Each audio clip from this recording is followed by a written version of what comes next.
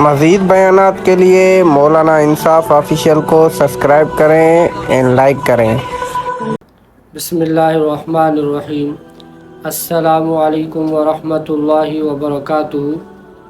اہل بیت سے مراد کون سے افراد ہیں اور اہل بیت کی کیا معنی ہے، اور یہ قرآن پاک میں کن لوگوں کے لیے اللہ تعالیٰ نے اہل بیت کا لفظ ارشاد فرمایا ہے۔ تو قرآن پاک میں اہل بیت کا جو لفظ ہے وہ 3 جگہ پر آیا ہے، اور تینوں جگہوں پر خاتون خانہ یعنی عورت کے لیے بولا گیا ہے، بیوی کے لیے اللہ تعالیٰ نے بولا ہے۔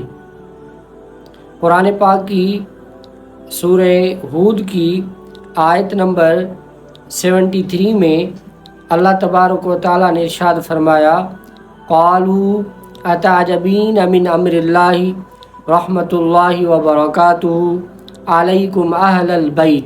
اہل البیت کا یہاں لفظ آیا، انہ حمید مجید۔ یہ قرآن پاک کی سورہ ہود ہے اور اس کی آیت نمبر 73 ہے۔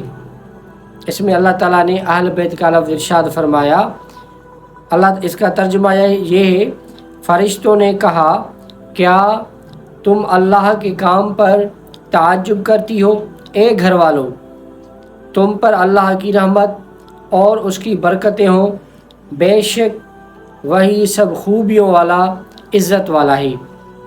یہاں پہ اللہ تعالیٰ نے حضرت ابراہیم علیہ السلام اور فرشتوں کا واقعہ اور حضرت بی بی سارہ کا واقعہ بیان فرمایا کہ جب فرشتے آئے اور حضرت ابراہیم علیہ السلام کو اولاد کی خوشخبری سنائی، حضرت یعقوب علیہ السلام اور حضرت اسحاق علیہ السلام کی اللہ تعالیٰ نے حضرت اسحاق علیہ السلام کی اور حضرت یعقوب علیہ السلام کی اللہ تعالیٰ نے جب بشارت سنائی، تو حضرت ابراہیم علیہ السلام کی جو بیوی تھی حضرت سارہ، تو وہ اس بات پر تعجب کرنے لگی۔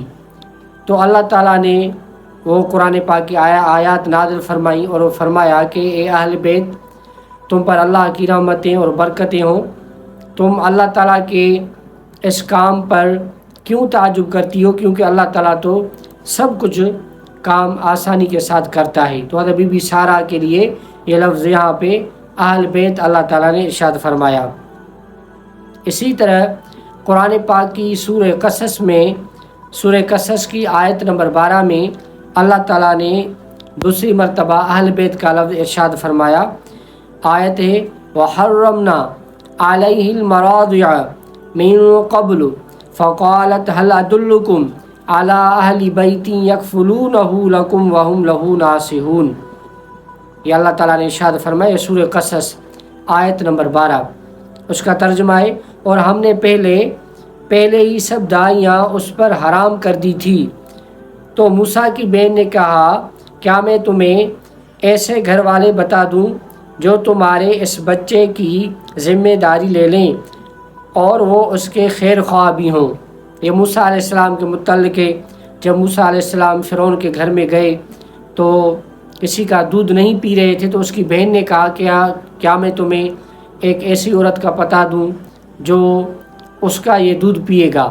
تو یہاں بھی جو اہل بیت کا لفظ بولا گیا ہے وہ خاتون خانہ کے لیے بولا گیا ہے۔ اور اسی طرح اللہ تبارک و تعالیٰ نے قرآن پاک کی سورہ احزاب میں، وہاں تو صاف طور پر اللہ تعالیٰ نے ارشاد فرمایا، وَقَرْنَ فِي بُيُوتِكُنَّ وَلَا تَبَرَّجْنَ تَبَرُّجَ الْجَاهِلِيَّةِ الْأُولَىٰ وَأَقِمْنَ الصَّلَاةَ وَآتِينَ الزَّكَاةَ وَأَطِعْنَ اللَّهَ وَرَسُولَهُ إِنَّمَا يُرِيدُ اللَّهُ لِيُذْهِبَ عَنكُمُ الرِّجْسَ أَهْلَ الْبَيْتِ وَيُطَهِّرَكُمْ تَطْهِيرًا۔ اس کا ترجمہ ہے، اور اپنے گھروں میں ٹھہری رہو اور بے پردہ نہ رہو، جیسے پہلی جاہلیت کی بے پردگی، اور نماز قائم رکھو اور زکوٰۃ دو اور اللہ اور اس کے رسول کا حکم مانو۔ اے نبی کے گھر والوں، اللہ تو یہی چاہتا ہے کہ تم سے ہر ناپاکی دور فرما دے اور تمہیں پاک کر کے خوب صاف ستھرا کر دے۔